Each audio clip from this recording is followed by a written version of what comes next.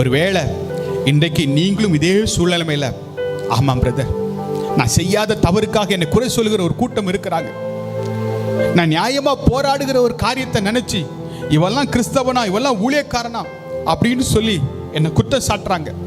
என் வாழ்க்கையில சில ஆசீர்வாதங்கள் இல்லாத உடனே இவங்க பரம்பரை சாபம், தலைமுறை சாபம், சந்ததி சாபம் என்று சொல்லி என்னை ஒரு குற்ற பரம்பரையாகவே பார்க்கிறாங்க.